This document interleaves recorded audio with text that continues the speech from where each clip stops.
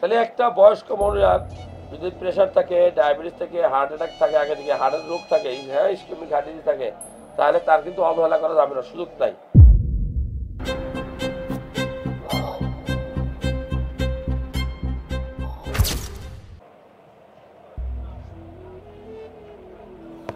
আপনি নিয়মিত প্রেশার ওষুধ খান?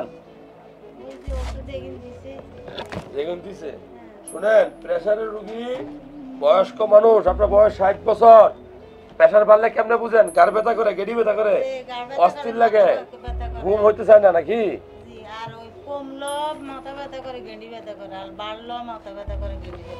আচ্ছা, এখন আমি প্রেশার মাপছি আপনার, হ্যাঁ প্রেশার আল্লাহর মতো নরমাল আছে, কিন্তু আপনি যদি প্রেশার ওষুধ খাইয়ে থাকেন আগে থেকে, দেখি তো কোনটা খাই লাস্ট দেখো তো।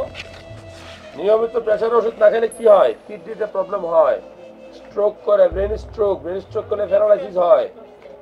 এটা মাথায় রাখতে হবে, কিডনি ড্যামেজ হবে, এটা খুব খারাপ জিনিস। হার্ট অ্যাটাক করে অনেক সময়। এই ওষুধগুলো খায় নাকি? আর কি কোনো ওষুধ খায়? এটি লাস্ট, এটি তো লাস্ট নাকি?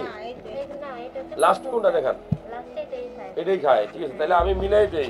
ডায়াবেটিসের ওষুধ লগে আবার আপনার আছে ডায়াবেটিস, একদিকে প্রেশার আরেকদিকে ডায়াবেটিস, কন্ট্রোল না করলে সর্বনাশ হয়ে যাবে। হার্টের ওষুধও খান আপনি আগে থেকে। তাহলে একটা বয়স্ক মহিলার যদি প্রেশার থাকে, ডায়াবেটিস থাকে, হার্ট অ্যাটাক থাকে, আগে থেকে হার্টের রোগ থাকে, হ্যাঁ ইসকেমিক হার্ট ডিজিজ থাকে, তাহলে তার কিন্তু অবহেলা করা যাবে না, সুযোগ নাই। এই ওষুধগুলো নিয়মিত খেতে হবে, না খেলে যে কোনো মুহূর্তে আবার হয়তো স্ট্রোক করে, না হলে আবার হয়তো অলরেডি দুবার স্ট্রোক করছে। খাওয়া দাওয়া ঠিক করে, লবণ খাওয়া যাবে না, কাঁচা লবণ, চিনি এগুলো খাওয়া যাবে না। খাননি? হ্যাঁ হ্যাঁ, গরুর গোস্ত একটু কম খাইবো। গরুর গোস্ত আর লবণে সোডিয়াম থাকে, সোডিয়াম নাম কি? সোডিয়াম। সোডিয়ামের বৈশিষ্ট্য হলো পানি ধরে রাখে। পানি ধরে রাখলে কি হয়? ওই আমাদের রক্ত নালীর ভিতরে পানির পরিমাণ, ভলিউম বেড়ে যায়, তখন প্রেশার কমে না। এই জন্য যাদের প্রেশার বেশি তারা যদি পাতে কাঁচা লবণ খায় সবসময়, তাহলে কিন্তু সমস্যা। তারা যদি চিনি বেশি খায় তাহলে ওজন বাড়বে, আবার ভেজাল। আবার তার ডায়াবেটিস আছে।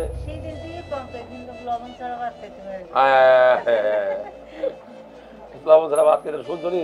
সুন্দর ভাইয়া কি কই শুনছ? লবণ ছাড়া ভাত খেলে সুন্দর হইবা। পান্তা ভাতে লবণ ছাড়া কিভাবে খায়?